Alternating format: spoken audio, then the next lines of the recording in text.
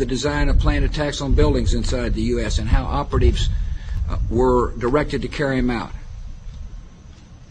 That is valuable information for those of us who have the responsibility to protect the American people. He told us the operatives had been instructed to ensure that the explosives went off at a point that was high enough to prevent people trapped above from escaping. He gave us information that helped uncover Al-Qaeda cells' efforts to obtain biological weapons. This is Building 7, a 47-story skyscraper that fell on the afternoon of September 11th. The government says that fire brought it down. However, 1,500 architects and engineers concluded it was a controlled demolition. Over 6,000 of my fellow service members have given their lives. And thousands of my fellow first responders are dying. I'm not a conspiracy theorist. I'm a structural engineer. I'm a New York City correction officer. I'm an Air Force pilot. I'm a father who lost his son. We're Americans, and we deserve... I lost my husband. My son. My uncle. My nephew. September 11th, 2001. Most people don't know a third tower fell that day. The government says fire brought it down. The collapse of World Trade Center 7 was primarily due to fires.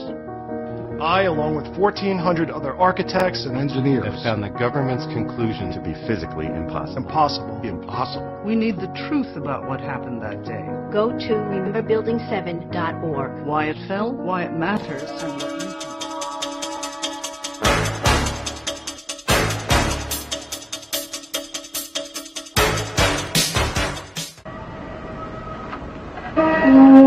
Many years ago, in a land called Egypt, there lived a very mean king. Egyptian kings were called pharaohs.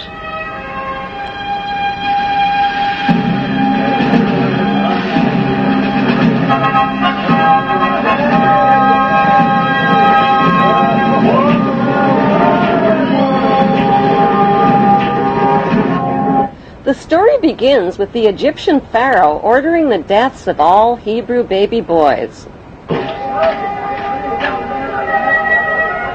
Oh no! They won't get my baby. I'll find some way to save him. The Hebrew mother of baby Moses tries to save him by hiding him in the bulrushes on the Nile River. What's that? A baby! When baby Moses is found by the princess daughter of the Egyptian pharaoh, the princess decides to raise him as her own son. Moses now has two mothers, a royal Egyptian princess mother and a non-royal Hebrew mother who hides her identity as Moses' Hebrew mother, gets a job as a servant at the palace, and helps the princess raise Moses. Why did the Bible omit the historical names of the pharaoh's princess daughter and the pharaoh? Their historical identities can be found by comparing the dates and events of the Bible story with factual Egyptian history. All dates followed by the letters BC count backwards to 0, which is the beginning of today's Christian calendar. Bible researchers have calculated the birth of Moses at around 1520 BC. The ruling pharaoh of Egypt at that time was Thutmose I, and his princess daughter was Hatshepsut. Egyptian history verifies that Princess Hatshepsut married her brother named Pharaoh Thutmose II. But when Hatshepsut couldn't produce a male heir to the throne, her brother husband chose a non-royal mistress named Isis to produce a male heir and named their son Thutmose III. Hatshepsut raised the boy as her own son, even though Isis was his real birth mother. The Bible story of Moses closely matches the factual Egyptian story of Thutmose III. Even the names Moses and Thutmose are almost identical. In the Bible story, Moses gives up his big chance to be the richest, most powerful ruler in the ancient world to become a lowly, poverty-stricken Hebrew laborer. But wouldn't becoming ruler of Egypt and Canaan have been the most intelligent way to help his fellow Hebrews? The historical facts show that's exactly what Thutmose III did. Once he grew up to become Pharaoh of Egypt, Thutmose III organized military campaigns with his mighty armies and chariots and defeated the enemies of the Hebrew Hyksos who had settled in Canaan.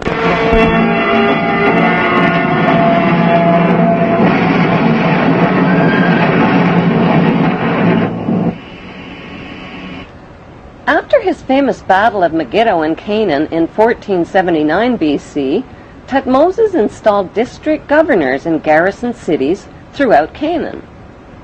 Did Thutmoses choose his district governors from the 12 Hebrew tribes named in the Bible?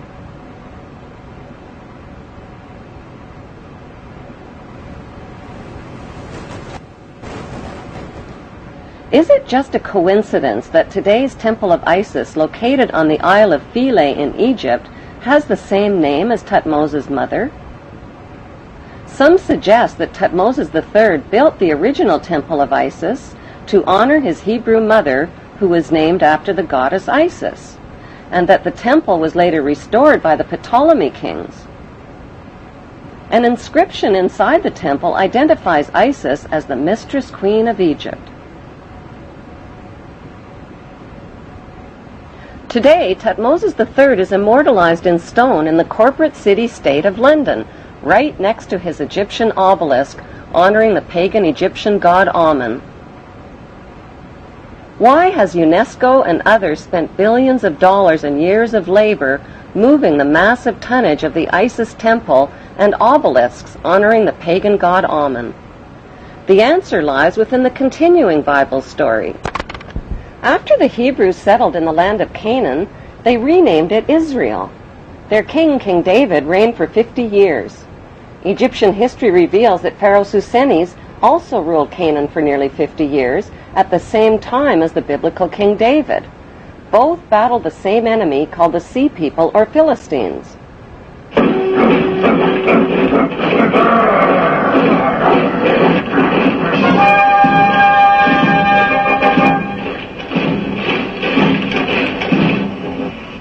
Both King David and Pharaoh Susenes had sons with almost identical names, Solomon and Simon. The name of biblical King David's son, Sol-Amon, means son for Saul, and O-M-O-N is an alternative spelling of Ammon. The name of Pharaoh Susenes' son, Si-Amon, means son of Ammon. Simon and Solomon reigned at exactly the same time and fought the same enemies in Canaan, called the Mitanni, the Hittites, and the Philistines. Pharaoh Simon's documented battle with the Philistines in Palestine and his capture of the Canaan city of Gezer clearly proves an ancient alliance between the Egyptians and the Hebrews.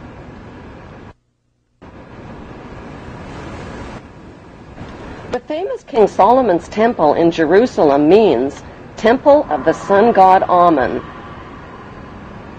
According to the Talmud, King Solomon used the dark power of his magic ring to conjure up demons to help him build his temple.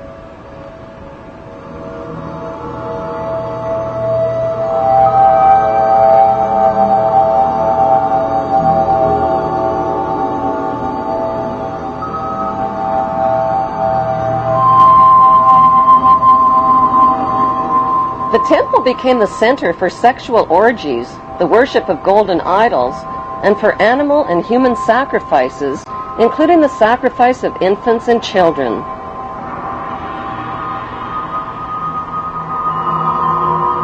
The biblical Ark of the Covenant was stored inside King Solomon's temple.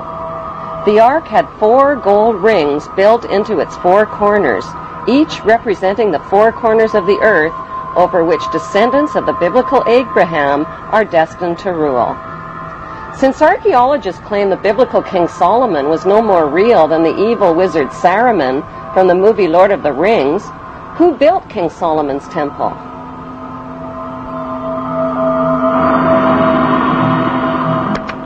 The temple was most likely built by Pharaoh Simon, who King Solomon's fabled character was based on.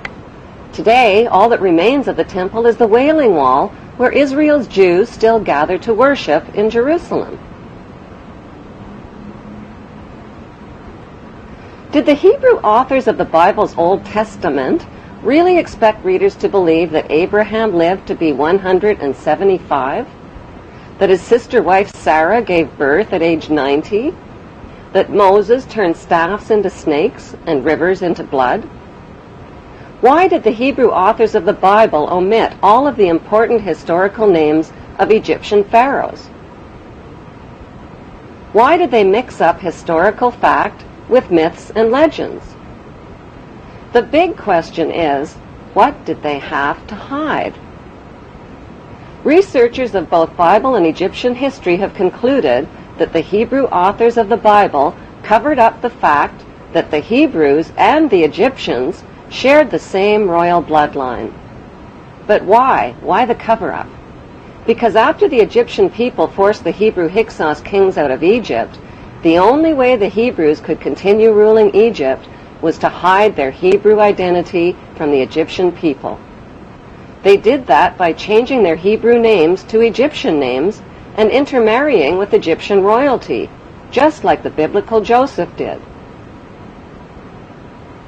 By hiding their Hebrew identity, the Hebrews continued to rule Egypt secretly as Egyptian royalty.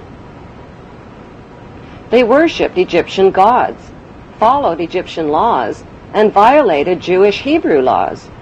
This meant they had to hide their Hebrew identity not just from the Egyptian people, but from the Hebrew people as well. They had to keep their royal Hebrew Egyptian identity and their worship of Amun hidden within royal power circles and secret societies, just as they have done to this day. The world's biggest and best-kept secret is that the descendants of the Hebrew pharaohs of Egypt have ruled throughout history. Over the millennia, they have left oceans of blood in their wake. They have murdered, cheated, slaughtered, robbed, colonized, and enslaved to fulfill their biblical covenants for an eternal throne and one world empire.